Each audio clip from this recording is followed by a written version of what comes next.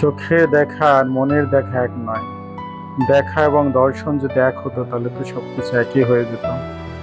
আপনাদের যে জিনিসটা দেখানোর চেষ্টা করতেছি এটা হলো বৌদ্ধ মন্দির। এটা মহেশখালী উপজেলায় অবস্থিত। মহেশখালীর সুন্দর একটা বৌদ্ধ মন্দির। এখানে অ্যাভেলেবেল বৌদ্ধ মন্দির নাই, এটা একটা সুন্দর বৌদ্ধ মন্দির। এরপরে মহেশখালী একটা আদিনাথ মন্দির আছে, রাম সীতার মন্দির, এবং এখানে শিবজির মন্দিরও আছে। অনেক সুন্দর, এবং এই সমতল ভূমি এবং সমুদ্র তটের এত উঁচু মন্দির। এরপর আপনাদের নিয়ে গেলাম বান্দরবনের সেই মেঘলা রিসোর্টসের একটা দোকানে। এখানে বিভিন্ন ধরনের পাহাড়ি জিনিস পাওয়া যায়, অনেক সুন্দর সুন্দর। দেখেন দেখতে কত লাইটিং লাগতেছে। এরপরে রাঙামাটির সেই কাপ্তাই লেক। রাঙামাটি কাপ্তাই লেকের সাথেই একটা গড়ে উঠেছে একটা পায়েল পার্ক। সেখানে নৌকায় দেখছেন কত সুন্দর ঘুরতেছে এবং মজা করতেছে।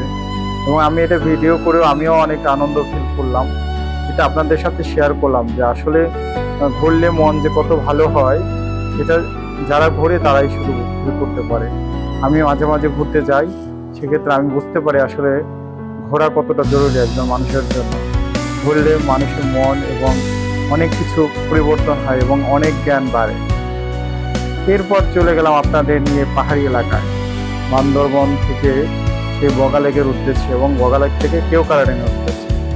আগে এখানে হেঁটে যাওয়া লাগতো অনেকটা পথ, এখন রিসেন্টলি আপনি চাঁদের গাড়িতে যেতে পারেন এবং সিএনজি নিয়েও যেতে পারেন। অনেক সুন্দর উঁচু নিচু পথ, পাহাড়ি রাস্তা আসলে চললে অনেক মন ভালো হয়ে যায়।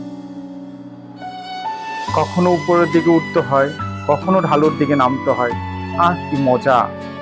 এরপর যে জিনিসটা দেখাবো সেটা হলো পাহাড়ে যতগুলো পাড়া আছে সবচেয়ে সুন্দরতম পাড়া হলো মোমো পাড়া।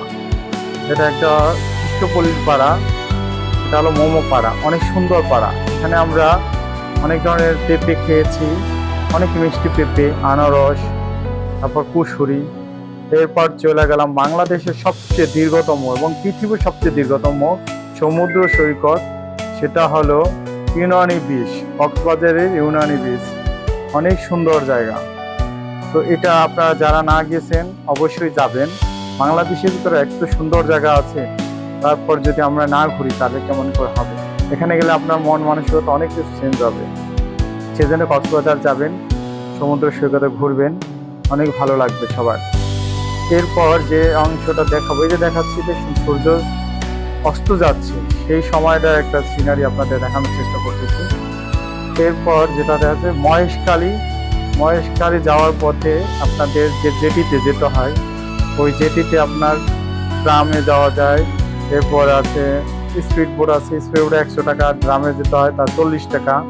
তো বিভিন্ন পথে আপনি যেতে পারেন মহেশখালী আভ্যন্তরীণ নদী বন্দর, অনেক সুন্দর জায়গা।